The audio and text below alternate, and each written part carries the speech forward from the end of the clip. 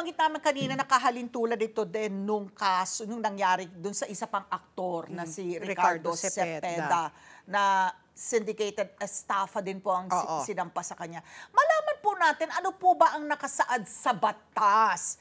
Ano po ba ang hahanapin namin kung sakasakaling kami po ay lapitan para mamuhunan?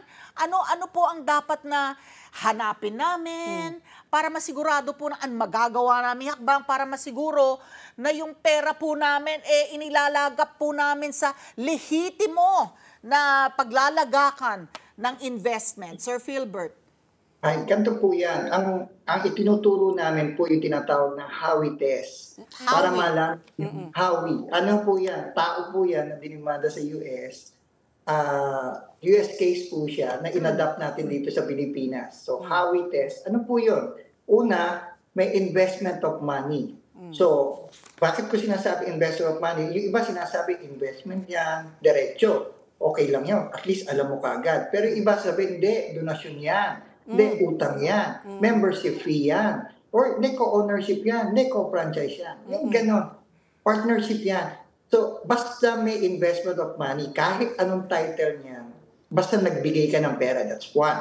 Next, in a common enterprise, ibig sabihin, meron kayong inipon yung pera para sa isang branch, or sa isang cryptocurrency trading, or may gagawing building or something. Basta may pinulong yung pera na yun para may gagawing business or may gagawing isang activity para magamit yung pera nyo. Ano yung pangatlo po?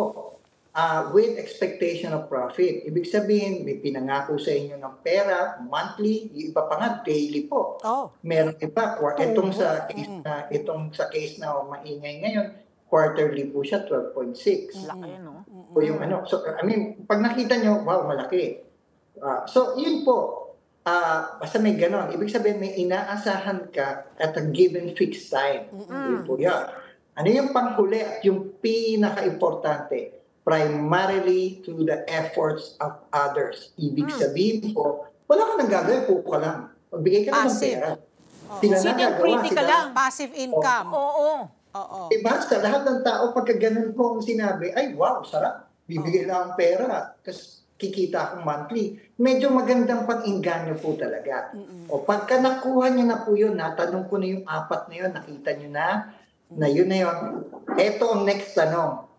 Yung bang company na yan, registered, may secondary license sa SEC. That's the first license na ano. Kasi ang laging pinakikita po sa atin, yung primary license, yung registration nila sa SEC or sa DTI or kung saan.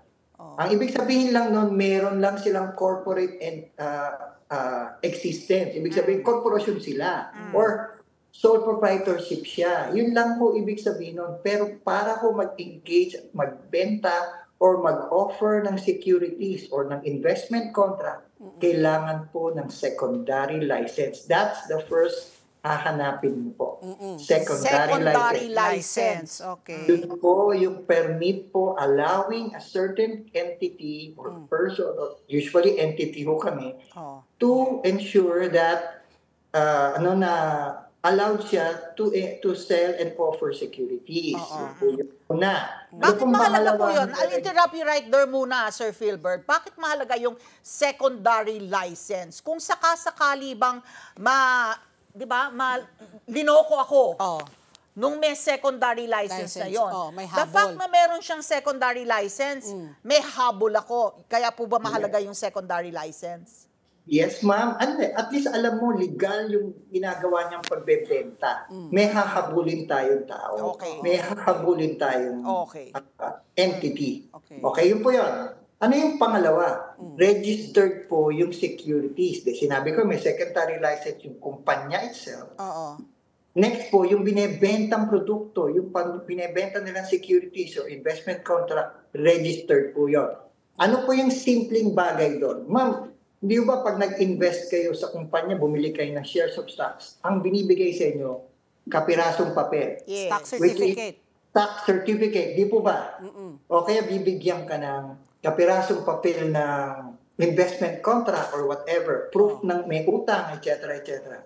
ang SEC po, ba't pinare-register po yung securities niya? Because we want to make sure that this piece of paper has value. Meron siyang, kasi ang kapalit po nitong kapirasong papel na to ay pera nyo na pinaghirapan. So kami po, nire-register po yan kasi lahat po ng requirement, inaalam namin yung business plan niyan, inaalam namin kung saan nyo padalhin yung pera, pagka naipon nyo na, inaalam namin yung capability nyo, inaalam namin qualifications ng mga tao nung magkagawa ng business to kung talagang mga credible people to, pati yung business. Ang inaano po kasi namin doon, Mama, ang ginagaranti namin noon na yung tao, yung business plan niya, mukhang viable at mukhang legal siya at maayos. Pero hindi namin ginagaranti na napapatok po yung business nila. Nakikita kayo. Hindi namin inaano po yun. Kaya yun po yun. So yun po yung second. I-register nyo po yung securities. What's the third? Yung mismong magbebenta ng securities, registered din po sa amin yun. Yung broker, yung salesman, yung mga taong na nag-o-offer sa inyo ng securities. Yung nagikayat sa'yo. Yes, ma'am. Registered din po yan sa amin. Section 28 po yan. Ano tawag sa kanila? Sales team? Ma'am, broker, kasi sa station, broker, associate person, yan po yung salesman, yun po yun, ma'am. Yan po yung term nila. Pero basically, siya yung nag-offer. Kumbaga, pinakamadaling salita lang doon, siya yung nag-offer sa'yo, saka siya nagbebenta sa'yo ng security. So nakita nyo, ma'am, yung Howey test, 4. Tapos 3 kailangan permits. And how do we find this out kung kompleto nga dyan sa requisitos na yan? Okay, ang SEC po makes SEC app po kami na available sa App Store. Makikita nyo na doon lahat ng nakarehistro at kung ano po yung kung may secondary license sila, nakalagay po doon. Pero we always suggest po na you look beyond also, mag-email din po kayo sa amin sa EPD, which is Echo Papa Delta at sec.gov.ph to verify further. Bakit po? Kasi some scammers are even using legitimate companies. May ganun po. May mga gumagamit na kilala na kumpanya po na yung iba ay nakalagay. Kunyari lang po GMA 7 nakalagay. Parang po magre-react kayo kagad, no? Or parang, mukhang valid ito. May ganun po. And they will be using people, influential people, or people that are known na mga magagaling. Minsan, mga kasama pa nating mga police, etc., teacher, na ang presumption, yan mga yan, nag-invest nga, paano pa kaya kami? Ibig sabihin, nag-investigate na yan. Hindi po. Don't stop there. Magtanong, magtuloy-tuloy po bago bumitaw. Mas gusto po namin na maaga pa lang po, na ibigay nyo na impormasyon na hinto kagad natin, hindi nawala ng pera.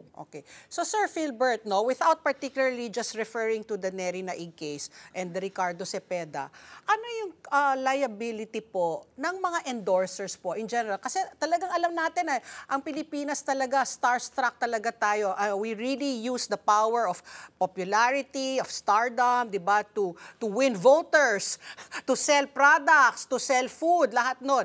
Pero where do you draw the line na na hanggang kailan lang ba may responsable ang isang endorser na hindi naman sila makukulong dahil sila binayaran, no? Kumbaga binayaran sila ng talent fee para gamitin yung pangalan nila, their likeness, yung mukha nila para maghikayat, no, para tao mga bumili or mag-invest.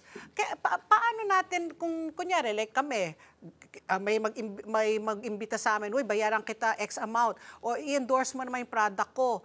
Syempre, di ba, sa atin, lahat tayo, naano sa, ang laking pera nun. So, paano napoprotektahan yung mga influencers, mga artista, na mga ganyan, sa mga endorsements po? Yan po. Unahin natin ano yung liability nila. Ang liability po nila, yung Section 28 na binabanggit ko po kanina. Which is yun nga po, parang lumalabas po, sila ay parang sila ang nag-offer nagamit sila to offer at makakuha ng mga investors. Oo. Ano pong kailangan gawin nila, ma'am? Unang-una po, syempre alamin nila kung sino yung ine-endorse nila. Yun ang pinaka-importante po eh. Kasi baka mamaya po yung mga yan kriminal or may ginagawang mali. Yun po yung number 1 po yun. Pangalawa po, siguraduhin nyo na ngayon na alam na marami, natutuwa ho kami na alam nila yung Section 28 na hindi ka basta pati nag-endorse ka lang. Walang Kung ang endorsement mo parang commercial lang, ay, pumunta ka dito, maganda serbisyo niyan. Magandang produkto ito, magandang soft drinks ito, walang problema yun, ma'am. Hindi siya Pero pag sinabi mo, magandang business ito, mag-invest kayo dito, ma'am, yun ang draw a line. Dapat doon, ma'am, hindi ka sasama sa ganon. Sumama ka doon, ma'am, sama ka na. Let's get together. Sunnet 25. Sunnet 25.